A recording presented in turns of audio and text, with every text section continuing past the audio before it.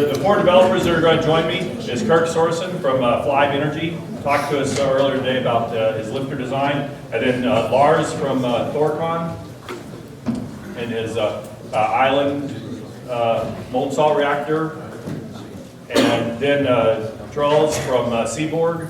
Talked about his compact design. And then Ralph from NRG. NRG has a history in sort of a research laboratory, but now is a privately owned company. So the question I'd like all of these guys to answer before we take questions from the audience is, we've already heard about the work that you're doing, your design.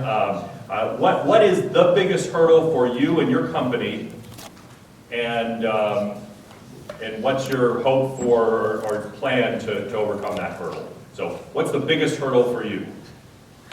All right, we're going to start with Kirk to go first. The biggest hurdle is funding, and I know various people have had various levels of success with this. I know Seaborg recently got some great funding in Denmark. Congratulations to them. But we've been in business now for 7 years, and funding's always been our hardest challenge.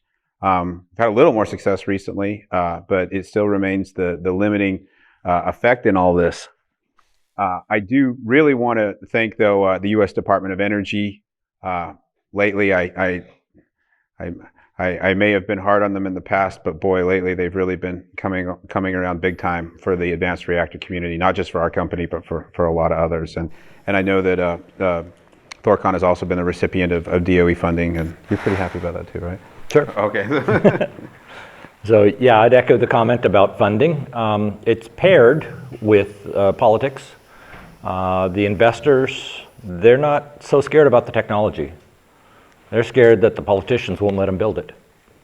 And the politicians are scared, they don't want to stick their neck out supporting at least a controversial topic like building a nuclear power plant unless they see that we actually have real money to build one with. So we have a chicken and egg, and it's a dance to try. Can you take a baby step forward, and then I can go back to the investors and get a baby step forward. But yeah, it's been a road. Well, it's not. I'm not saying that funding is easy, but I'm not going to say funding as the hardest challenge. I think licensing. There's a lot of claims in molten-salt reactors, and also around thorium, that we need to go out there and prove is true. It's just not enough that it works in simulations or on paper. You need to show that it's true, and that comes in stages, and it takes a long time. And one of the issues today is that the regulatory system is built for some reactors that are already there. So that's a really, really big challenge. I think it can be done, and I actually think it's somewhat challenging that a lot of people is trying to change the regulatory system too, because ultimately, the molten-salt reactor should comply to the same safety regulations as anything else, namely that it's safe. Reactors in general have tried to get around that, but in doing so, they have made a very, very hard regulation regime that is now hard for us to overcome because we have to comply to the same regulations. That can be done. It's just a tremendous amount of work, and we saw today NRG, I think it was, talking about this loop, which is 50 million euro to do a simple loop test. And that test is not enough alone. I think it can be done easier and cheaper than 50 million for that loop, but we need a series of such experiments, and that's a big challenge. Yeah, now I wanted to say technology because we provide services to startups, but it's funding and licensing. So. Yeah, we have funding, but it's for research and not for scaling up to real qualification and integral testing. We have a license to operate the reactor, so we could build the experiment. But I am following from a little bit of a distance the discussion between startups and regulatory commission, and of course, what I'm really interested in is what is in the end the commission. The regulatory commission going to ask from the startups, so that is not even clear at the moment. So I would have to say licensing. Let me just comment. I don't mean to be the junior Nuclear Regulatory Commission person here, but I've gone to enough meetings, particularly in Washington, D.C., and I've heard enough people from the NRC talk, at least from the U.S. perspective, that they'll say, hey, you know, we're not going to hold you up. We're not going to be the ones that are going to stop you. But they do say, come to us with a complete application. In other words, don't show up with ideas. Don't go up and say, molten salt reactors are great because, you know, fine, maybe molten salt reactors are great because, but you've got to come to us with a design, and then you've got to give us the design, and you got to let us look at it. And we have to be able to ask you questions about it and get the information we need. If we reach the end of that, we'll give you a license, but we're not going to give you a bad time just because you're different. In private discussions with a number of people from the NRC, they recognize the simplified nature of an abundance of aspects of the molten salt reactor that they realize, oh, this is going to be easy. This is very difficult right now with solid fuel reactors. This will be a piece of cake, molten salt reactors. But then there's other things, of course. Off-gas handling is one. Nobody talks about off-gas handling, but yet the NRC is going to be real interested in that. So I can see where the regulator is coming from. They want to have about $200 million worth of design work done before they're ready to tell you whether you get a license. But as Lars puts it, you know, you have to get that money, you know, and you have to take a step, and you have to get a step forward with your investors. Canada goes forward and says, okay, well, we're going to give you this kind of baby step approach. We're going to let you do a little, we'll tell you a little, you can do a little more, that kind of thing. I think the U.S. is moving in that direction. I know that they're watching carefully the Canadian regulator, and they're trying to do more about that. There you go. So the regulatory commissions are going to ask you to bring the evidence that you think is needed? A completed design. And then they'll ask you a bunch of mean questions after that. Man, you're making me defend the NRC again. It was said in humor. I mean, let's all be realistic, though. We want nuclear regulatory services. Nobody wants to live in a country that doesn't have nuclear regulatory services. We don't want somebody messing around with nuclear technology in an unsafe way. I want to live in a country with nuclear regulatory services. So in behalf of our fellow citizens, we owe it to them to respect the regulatory bodies and to try to do, everybody's trying to do the best job that they can, you know, and we can too. Sorry. All right, let's take some questions from the audience. We're all sort of convinced that molten salt reactor is the way forward, but I feel like there's a different spectrum on the use of thorium in molten salt reactors. So I want to hear your view on why you want to use more or less thorium. Being from Thorcon, thorium converter, thorium is part of our name. It's also key to public acceptance in Indonesia. Thorium is viewed differently than current nuclear reactors, so it gives you the opportunity to have a conversation with somebody without them having a very strong opinion when you start the conversation. In truth, for the neutronics, it's a thermal reactor, so thorium is nicer that way, and it does produce less plutonium. That doesn't mean zero, because we got to meet with the low enriched uranium requirements, so we got U-238 in there. We can make it work either way. If I was a pure scientist, I'd say it doesn't matter, but it's not pure science, it's also politics. The most important thing about a new reactor is not that it's radically different, not that it uses the least amount of fuel, not even that it produces the least amount of waste. In the developing world, it's cost. Number two is cost. Number three is cost. You have to be safe, but after that, it's pure cost. So you got to look at the whole reactor design to say, well, what is your total cost when you're done? And I think we can make a decent case that an MSR, either pure uranium or with a mix of uranium and thorium, does work well for cost. Okay, and from my vantage point, I don't need reprocessing now. I need cheap power plants now and build them before they build those coal plants, and then we'll have the money to do the rest.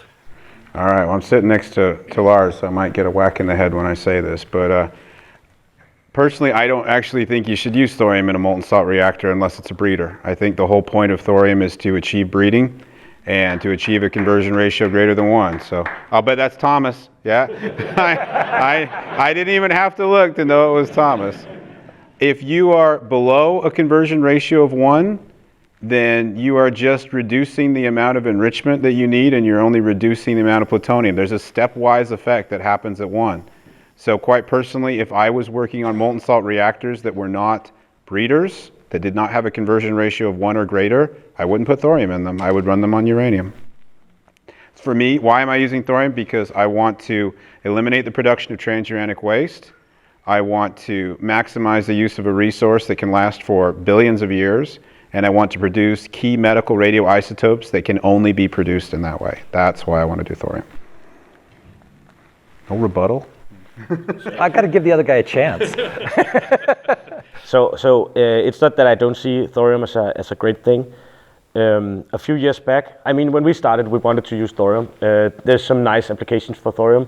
One really nice application, which is where we started, is if you mix thorium and nuclear waste, you can actually get this nuclear waste to reduce over time and get rid of some of the old nuclear waste, while you're producing uranium-233 for modern or for the next generation thorium reactors.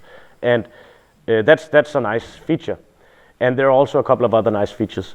But like there's 4 times more thorium, so we have 400 of thousands of years instead of tens of thousands of years from immediately available sources. But then, not long into our development process, we kind of realized that let's list the pros and cons here. And if you list what are the upsides in using molten salt reactors and thorium in 2 different lists, you see that there's basically 50 upsides from molten salt reactors and 1 or 2 small ones, not even important ones, from using thorium. Then you list the development effort needed, and you just see that 10% of the effort in deploying a thorium operating molten salt reactors is the molten salt reactor. So you at least you need 5 times the work to deploy a thorium using molten salt reactor. So basically the strategy is not that we don't want to use thorium. We actually hope to use thorium, but there's some thorium is an actinide which behaves different chemically than the other actinides. It gives a lot of proliferation issues, and you need to talk to the IAEA and politics on a scale where it's behind closed walls because it's proliferation issues. So there's a lot of issues with this. But then why not build the molten salt reactor? And once you have earned your first billions, then you can probably talk to the politicians. And then maybe you will be able to deploy something using thorium, which has a better neutron economy or had a better reactor economy, but you need some incentive. And today we don't really see the incentive. We just see a lot of obstacles to it. Then now, using the word thorium, we could use that more because there's a big community here who has been using thorium a lot, and a lot of people have been using it. And it's actually going into politics now, the word. Our problem is when we look at communication, we kind of see that when you say the word thorium reactor, I at least I used to be a scientist, and now I'm more doing business. But as a scientist, kind of I don't like the feeling of saying thorium reactors because it's not a defined word. What is a thorium reactor? Is it like they want to do with Thorcon in Norway? No, the Thor Energy in Norway, where they want to put thorium into a conventional reactor, because in that case, it's a conventional reactor with a slightly improved neutron economy. Okay, that's nice. Or is it a molten salt reactor with thorium? And is it using a blanket? Because then it's basically very suited for weapons. Is it, I mean, no. So there's a lot of different uses. So when the word is not defined, you kind of talk to all of these different, talk about all of these different technological branches. And that's problematic because out there when people are evaluating what you can do, they will be looking at molten salt reactors and they will take the con list of developing thorium. And that's not the case. So separating the 2 into molten salt reactors and thorium is somewhat important for us, I would say. Can I speak on that? You got to give Rao Well, Ralph's not a reactor designer, Okay. so. Just very briefly, I think that each startup has a lot of battles to fight, and they have to pick their battles. So I can really understand why some of them simply want to start with 5% enriched uranium. It's the easiest to come by and the easiest way to start a reactor. And the other thing is that it's the level of reprocessing that you want to do. So if you decide not to do any reprocessing, then you probably, very, very probably cannot build a thorium breeder. So then... Definitely. Definitely, yeah. That's very definite. For a short amount of time. For 2 days. So yeah. I mean, if I could exercise a rebuttal opportunity here for Troels, I would say, what's a thorium reactor? A thorium reactor is a breeder. If you're 1.0 or greater on conversion ratio, you're a thorium reactor because now you're actually consuming thorium as a fuel. He's right, if you're below 1.0, you're not consuming thorium as a fuel. Now, as I said a moment ago, why use thorium if your conversion ratio is less than 1? Personally, I wouldn't. I wouldn't because honestly, if your conversion ratio is less than 1, that means you are still having to feed this machine fissile material. You're going to have to feed it U-235, you're going to have to feed it plutonium, you're going to feed it something. But otherwise it'll turn off, it'll run out of reactivity. Now, if you have a reactor like that and you're trying to run it, let me rebut it, why not even a molten salt uranium reactor? Because one of the great advantages of molten salts is that they are a continuously homogenized reactor. In other words, you put stuff in, it gets mixed with everything else, just like me making cookies in the mixer at home. You know, everything gets all beat together. Well, that's actually a big advantage of solid fuels, is you can put a solid fuel assembly in the core that has a higher than average enrichment, you can shuffle it around over a few fuel cycles, and you can pull it out at a lower than average enrichment. We do this all the time in PWRs. This is how they fuel can-dos.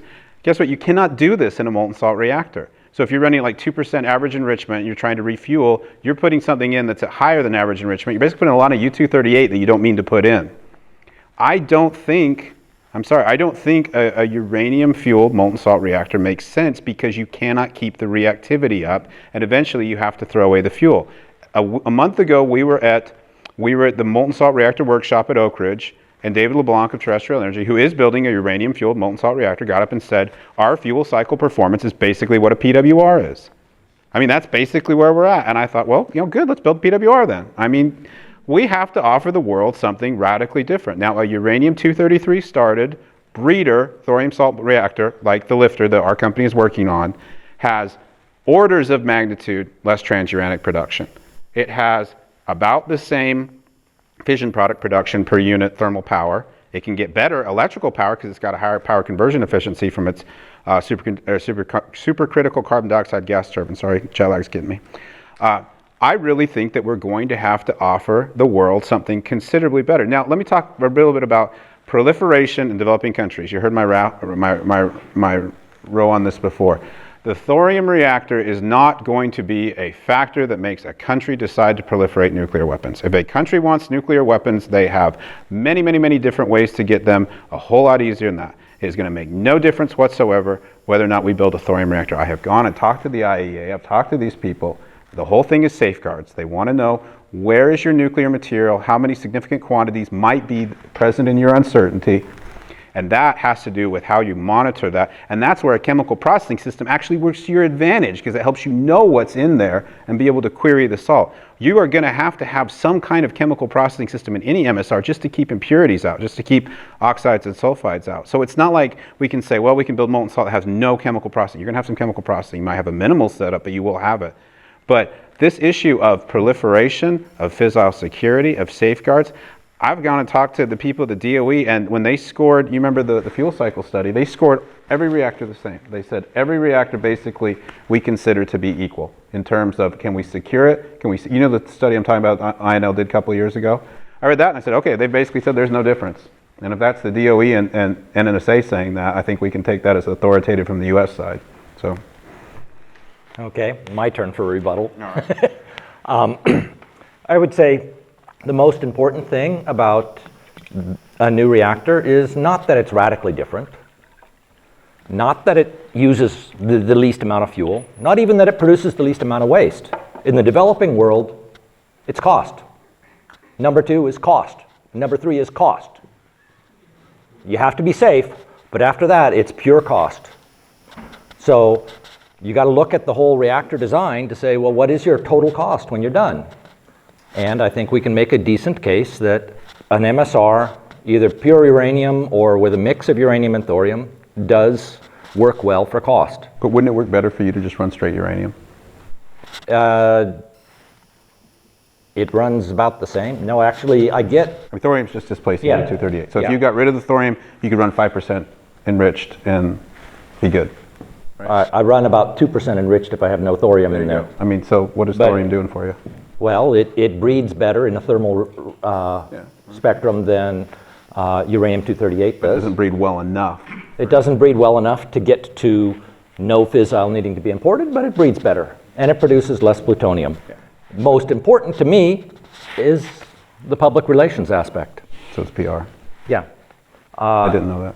For the, in regards to proliferation, I would point out that the US has been pretty active at trying to shut down and remove all HEU from all research reactors.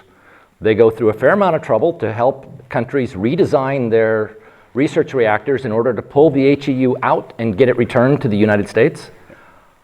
I would not be terribly optimistic about getting HEU into your reactors. But it's not HEU, it's U-233. I don't think that changes the argument. It does, because U-232 has a strong gamma. In fact, safeguards guys actually love U-232 because even the trace amount of U-2, I didn't know this, there's even trace amounts of U-232 present in most US origin HEU. And I had to really scratch my head to figure out how on earth it happened. It happened because of the way they ran the K-25 enrichment facility, because it was running on material that had actually been in the Hanford reactors before it went there. Now, if you went with straight virgin uranium, you would not have any U-232 trace, even in HEU, but we do in US origin stuff, and they monitor it to the parts per trillion.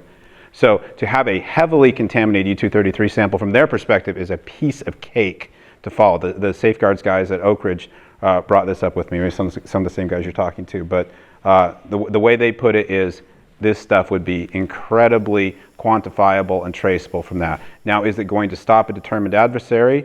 They would say no. I would say no, but I would say a determined adversary isn't going to worry about making U-233. A determined adversary is going to go make a graphite natural uranium pile, or he or she's going to just enrich natural uranium. It has no trace on it. So HEU is not equal to U-233. U-233 is made, it's not enriched. And the United States is beginning to wake up to this. It's beginning to come around. A U-233 start is essential to running a thorium reactor. Now, of course, we have very little U-233 in the world. We got to get a lot more. And I understand Lars's zeal. I share it in a lot of ways. You know, the whole idea of the enemy is the better is the enemy of the good. But I don't think we're that far away from being able to move forward on a true thorium reactor cycle with U-233 start. I don't think it's that far. And one of the neat things about having a variety of companies is you have different strategies, and that's a beautiful thing, that each of you can pursue your own design the way you want. And one selfish question I want to ask you as a person from academia that's wanting to advance molten salt reactors and using thorium in them. My question for you would be, what could we do for you? Where could we find common ground? What are some common needs that we could all look at? So the last question focuses on our differences. This question focuses on where we have common ground and common struggles that could get help from others. Run around and look at that real quick. Okay, I'll start. We have common ground one place, molten-salt reactors. Then we can figure out if we should use thorium later. Oh, okay, so what in molten-salt reactors? Be more specific for me. Okay, it's clear. Reprocessing chemistry. So all of the steps in reprocessing need R&D and scale up. And some of them are more mature, like the fluorination step, I think. But that's, I think, where R&D really is needed still. Yeah. Can I just second that on the way? If we are to ever get to thorium, we need like multi-billion, many years research programs in reprocessing. Okay, and from my vantage point, I don't need reprocessing now. I need cheap power plants now, and build them before they build those coal plants, and then we'll have the money to do the rest. Then they will ally up, we'll team up. Yeah. The other thing I'd like to have is to see what is the volatility of the cesium and the iodine if you ever got fuel salt spilled without a containment. There's a lot of speculation that it simply won't go anywhere. If that turns out to be true and provably true, that makes a big difference. We're working on it. Good. Lars is absolutely right.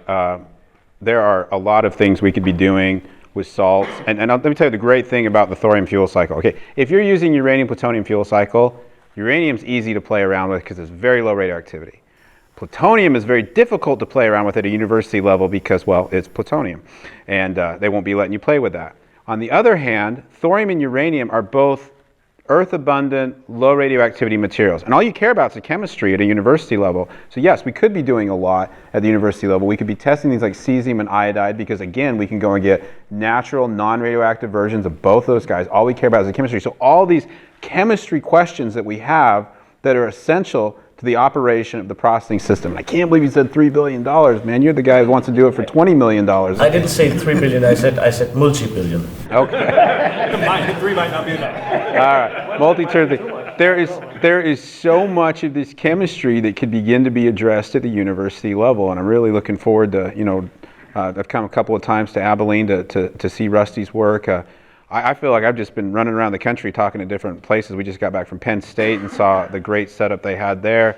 We've gone to University of Wisconsin, gone to University of Utah, been up to PNNL. They don't count because they're DOE and they're just awesome, But there's a lot that could be done at the university. Though. What do we need? We need students coming out that have played with salt before. That'd be great. And this doesn't have to be fluoride salt. You can actually get your hands dirty with cheap salts like carbonate salts and nitrate salts that you can, if a student came out that had already melted some salt and maybe done just even rudimentary electrochemistry or anything with them, that person would already be way ahead of most of the people who are saying, can I go work for you, who've never played with this stuff at all. So yes, bring us graduates who've done stuff like that. That'd be great.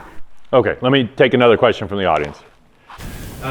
So Matthias van der Haag from Practical Engineering. I'm coming more from an operator point of view, and when I look to LWRs, I can order fuel from Westinghouse, Framatome, which is standardized. I can order components which are standardized. But when I look at your designs, they're all different. You all use different backgrounds, different approaches, different strategies. Do you see this as a risk or an opportunity for the way forward? Thank you. I would just say that I think the nuclear industry is beginning to realize the diversity of concepts possible within the molten salt space. There is a huge design space there. For a long time, I think people have thought the molten salt is just one of the things you can do with nuclear without seeing it's almost like a whole new alphabet you can write with. So I don't think it should come as any surprise that there is a diversity of concepts. There's a lot of different, what you see here is you see a guy trying to do the thorium fuel cycle, you see a guy trying to save the world, and you see a guy trying to build a really amazingly different kind of machine, and that's a fact. Risk? Yeah, so with your LWR technology, everybody who's making LWRs is actually much closer in their concepts to one another than even any two of the MSR concepts are to one another. They're far more diverse. At the same time, you know exactly what you're getting when you get an LWR. You're getting a pressurized machine that's going to make electricity and that only, right? It's not going to do other missions. I'm looking from an operator perspective. If I need a new component for your machine, you're the only one who can deliver me the concept of the design. Whereas for my Framatome plant, I can go to Westinghouse and even call it third party. I can ask the Russians if necessary, which are great companies. You make a good point. Great fuel for. You make a very good point, and to be honest, I don't think that's going to change anytime in the near future. It would be akin to going back to 1962 and saying how many people can build PWRs. So conclusion, it's a risk. It is a risk, but I would also say if you're in the PWR business, you're already in quite a bit of risk to begin with. I would also say that if you look back to before when LWRs or PWRs dominated, there were many different reactors and many different solid fuel structures you needed to come up with. The marketplace is going to be brutal. Several of us are not going to be here in 5 years. I can't tell you which ones, but I think the different fuels are going to get weeded down to a few players. And frankly, it's not that complicated to make that salt. So once you have a market that wants a lot of it, you'll get multiple players and you'll be able to buy it from multiple sources. Our aim is just making it cheap enough that you will just buy a new reactor. Actually, we might even ship you two just to begin with, so you can just use the backup. I actually don't think that we will all disappear and that a few of us might disappear. I kind of see this entire field as the computer or the PC industry in the early 1970s. Nobody believed in that shit. It was just, personal computers. It'll never happen. It'll never happen, right? And there were a few startups working on this. and none of them had money. But when there was a breakthrough, everything moved fast and they all won. I mean, none of them are around anymore. They were all annexed by larger companies, by the old supply chain, which they basically disrupted. But this is how I see it. I think we can all win. So I'm not too afraid of that. Can I say something about that real quick? No. I was going to agree with you. I was going to reinforce your point. To me, it seems, I mean, just from a bit of a distance, coming from R&D, that for the operator it would be great because they get cheap fuel from multiple sources. But the burden is on the vendor because they get to sell the reactor. But after that, everybody can supply the fuel, even if you need fuel. So for me, the problem is with the vendor. They need a different structure of revenue, let's say. Yeah, and not everybody here has the objective of being necessarily a vendor.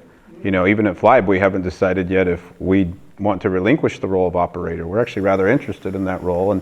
And I was actually going to agree with Troels here. I think the analogy to the early 70s computer is very, very good. You know, in the early 70s, when people were talking about computers, you had big industry players like IBM saying, what on earth would anybody want a personal computer for? And to be brutally honest, they were right. They could not see from the things they did with computers why on earth any regular person would ever want to manage massive databases or input enormous amounts of financial information or anything like that. They weren't wrong. They just didn't see a market that somebody like Steve Jobs could see. He saw people typing documents. Oh, we got a typewriter for that. He saw people keeping track of appointments. Oh, I have a little notebook for that. The truth was none of those things by themselves was enough to get you to buy a PC. But the aggregate of all of those things was finally enough. I don't know about you, but I remember the first time we got our Apple IIc with 128K of RAM, and I just thought, oh my goodness. And my dad said, what are we going to do with this $2,000 toy? It was $2,000 in 1985, mind you. And we're going to do this, we're going to do this, we're going to do this. And over time, that was what happened until a very important thing happened in 1995 when people had email and could send letters to girls. Then the world took off. Well, I didn't want to end on that note, but maybe we were going to have to. Because of time, we have to stop, and I apologize. But we really must thank the board and the panel here and move on. So please help me thank all four of these men.